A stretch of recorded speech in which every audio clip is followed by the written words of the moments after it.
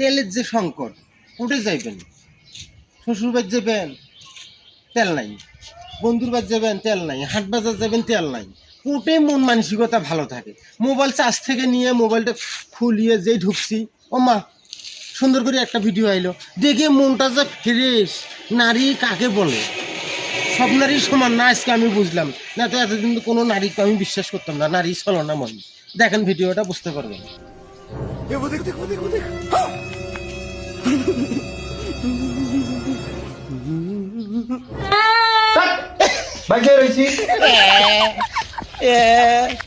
দেখছেন স্বামীর প্রতি ভালোবাসা।